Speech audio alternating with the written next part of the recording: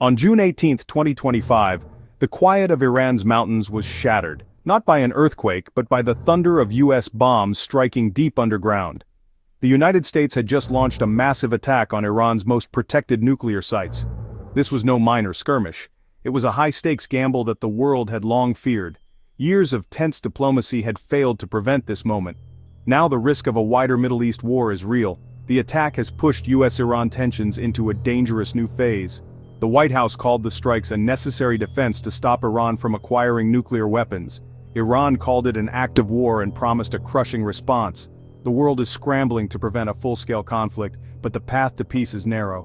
Why did this happen now? What is Fordow and why is it so important? What are the risks? Will this lead to a bigger war?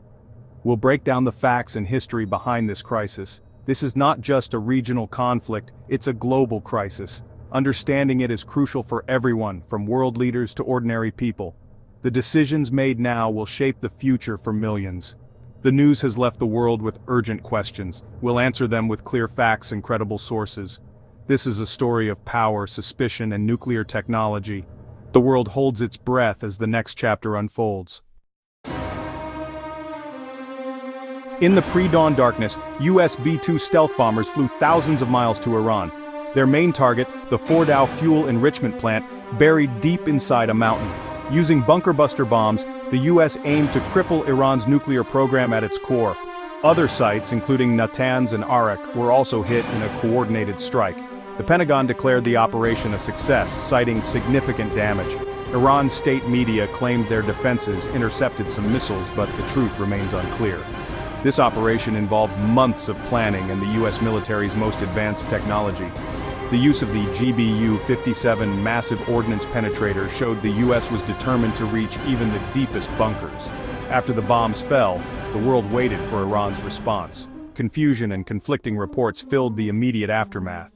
The US president said Iran had crossed a red line by enriching uranium to weapons-grade levels.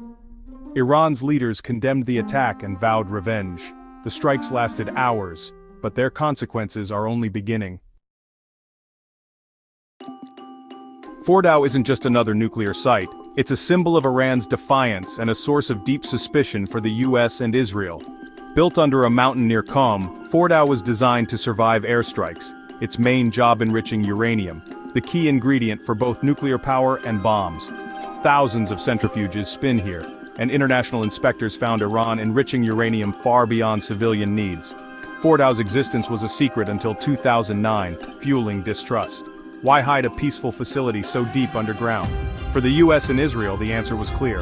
Fordow was central to a secret bomb program. The 2015 nuclear deal tried to limit Fordow's activities, but after the US left the deal in 2018, Iran ramped up enrichment. The US believed Fordow was close to producing weapons-grade uranium. By striking Fordow, the US sent a message: no facility is safe. The attack aimed to stop Iran's nuclear clock, even at the risk of a wider conflict. Fordow's destruction is meant to delay, if not derail, Iran's nuclear ambitions. The world now waits to see if that gamble pays off. Fordow is at the heart of this crisis. Fordow was the headline, but the US struck Iran's entire nuclear infrastructure. Natanz, Iran's largest enrichment site, was hit. Its vast halls house tens of thousands of centrifuges. Natanz has been targeted before, but this strike aimed to cripple its large-scale uranium production. The Arak heavy water reactor was also bombed. Unlike Fordow and Natanz, Arak produces plutonium, another bomb ingredient. The 2015 deal tried to redesign Arak, but progress stalled. By hitting Arak, the US closed off another path to a bomb.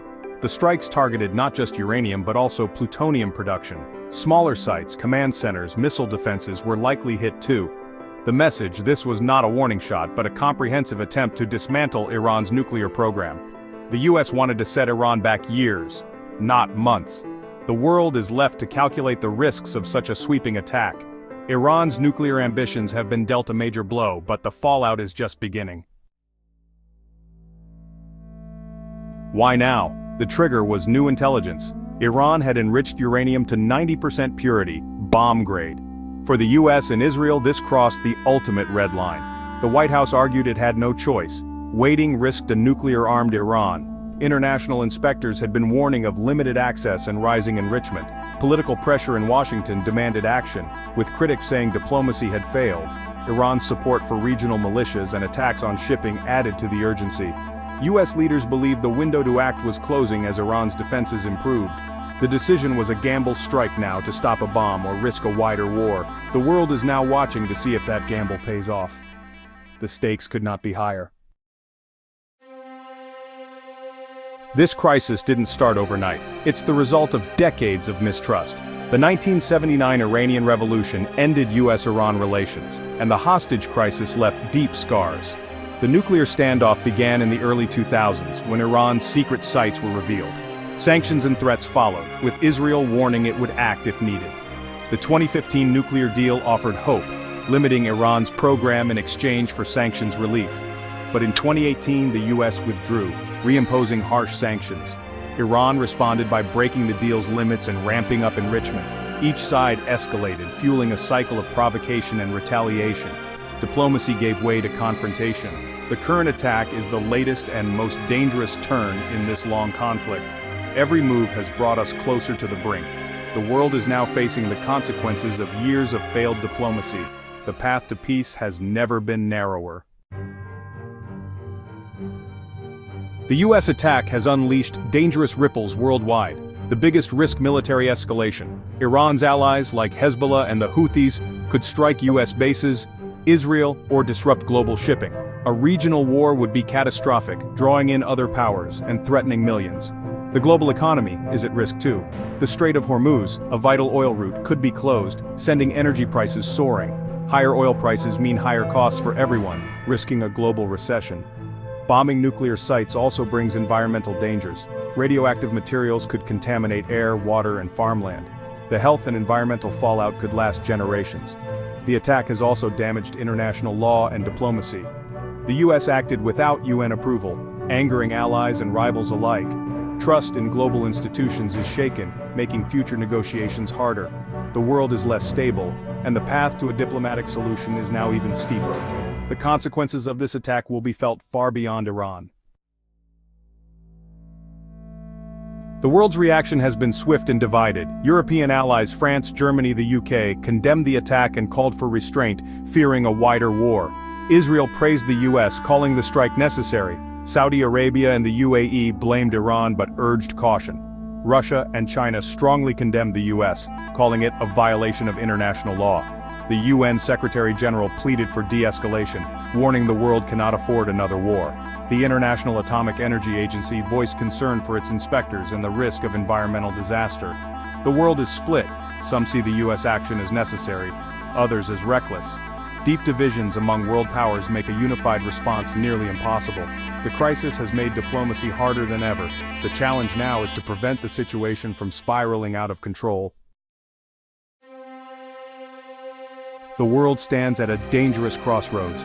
Iran has promised a crushing response, but its next move is uncertain. A direct attack on US forces could trigger all-out war. More likely, Iran will use proxy groups or cyber attacks. Disrupting oil shipping is another option, raising global stakes. The US must decide how to respond, escalate, or seek diplomacy. The White House will boost its military presence and try to manage the fallout. Other nations, Europe, Turkey, Qatar, may try to mediate, but trust is shattered. The UN will be a key forum, but divisions run deep. The big question, can diplomacy work after such a major strike? The world is watching, hoping for dialogue over disaster. The path forward is perilous, but dialogue remains the only hope. The next moves will shape the future for millions. The world holds its breath, waiting for what comes next.